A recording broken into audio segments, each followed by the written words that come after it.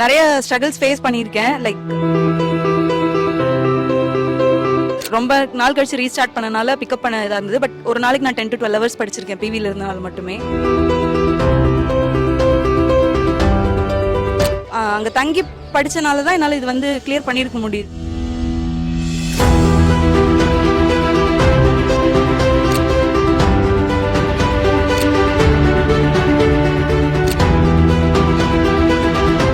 என் பேர் வந்து அர்ச்சனா. நான் வந்து பொள்ளாச்சியிலேருந்து வரேன், கோயம்புத்தூர் டிஸ்ட்ரிக்ட்ல. நான் வந்து பிவியில் படிச்சுட்டு இருந்தேன். ப்ராக்டிஸ் வில்லேஜில் ஆகஸ்ட்டில் ஜாயின் பண்ணேன். ஆக்சுவலி நான் 2017 ஸ்டார்ட் பண்ணேன். பட் நடுவில் வந்து பிரேக் எடுத்துட்டு வேலைக்கு போயிட்டேன். தென் 2023 ஏப்ரல் 5 அன்னைக்கு எனக்கு மேரேஜ் ஆச்சு.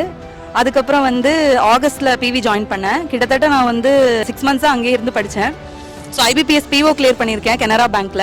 நிறைய ஸ்ட்ரகிள்ஸ் ஃபேஸ் பண்ணியிருக்கேன். லைக் ரொம்ப நாள் கழிச்சு ரீஸ்டார்ட் பண்ணனால பிக்கப் பண்ண இதாக இருந்தது. பட் ஒரு நாளைக்கு நான் 10 to 12 ஹவர்ஸ் படிச்சிருக்கேன் பிவியில் இருந்தனால மட்டுமே. பிவி அப்படின்றது உங்களுக்கு கான்செப்டே வேற. நீங்கள் எந்த நேரம் வேணால் போய் உங்களால் லேப் ஆக்சஸ் பண்ண முடியும், டவுட்ஸ் கேட்க முடியும். நைட் நீங்கள் 1 மணிக்கு எந்திரிச்சு வந்தீங்க இப்போ வந்து பார்த்தீங்கன்னா அங்கே ஸ்டூடெண்ட்ஸ் படிச்சுட்டு இருப்பாங்க. அதுவே உங்களுக்கு ஒரு பெரிய மோட்டிவேஷன்.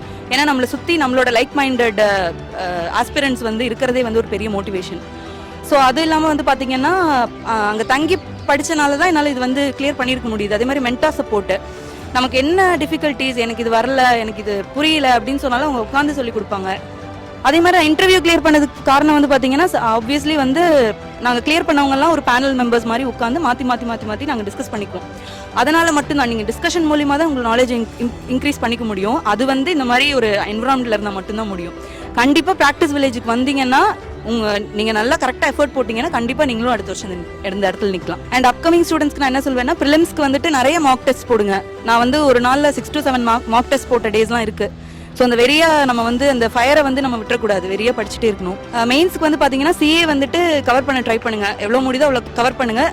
படிக்கிறது வந்து மேட்டர் இல்லை, படிச்சது வந்து நல்லா ரிவைஸ் பண்ணிட்டே இருக்கணும். டிஸ்கஸ் பண்ணுங்க நிறையா, அப்பதான் வந்து நிறைய நாலேஜ் கெயின் பண்ணிக்க முடியும். நிறைய நியூஸ் பேப்பர்ஸ் ரீட் பண்ணுங்க. இங்கிலீஷ் வந்து உங்களுக்கு வீக்கா இருக்கு, நிறைய பேருக்கு வந்து இங்கிலீஷ் வீக்கா இருக்க சான்ஸ் இருக்கு, எனக்கும் வீக்கா இருந்திருக்கு. நியூஸ் பேப்பர்ஸ் அகைன் ரீட் பண்ணுங்க. அதுல இருக்க noun, sentence, like verbs, adverbs இதெல்லாம் வந்து ஐடென்டிஃபை பண்ண தெரிஞ்சது அப்படின்னாலே அதுவே உங்களுக்கு ஒரு ஸ்டார்ட். அதுலேருந்து நீங்கள் நல்லா இம்ப்ரூவ் பண்ணிக்க முடியும் இங்கிலீஷில். ஸோ என்னோட ஸ்ட்ராட்டஜி இதாக தான் இருந்தது. இதனால தான் நான் இங்கே நிற்கிறேன். இன்டர்வியூ வந்துட்டு பார்த்தீங்கன்னா அதே மாதிரி தான் நிறைய மார்க் இன்டர்வியூஸ் அட்டன் பண்ணுங்க. என்னோட இன்டர்வியூ ஸ்கோர் வந்து 91 அண்ட் மை மெயின்ஸ் மார்க் வந்து எனக்கு கட் ஆஃப்லேருந்து 10 மார்க் அதிகமாக இருந்தது. ஸோ அதனால மட்டுமே நான் கிளியர் பண்ணியிருக்கேன். என்னோட மென்டார் சப்போர்ட் எல்லாத்துக்குமே ரொம்ப தேங்க்ஸ். வெரண்டா ரேஸ் ப்ராக்டிஸ் வில்லேஜுக்கு ரொம்ப தேங்க்ஸ். தேங்க்யூ.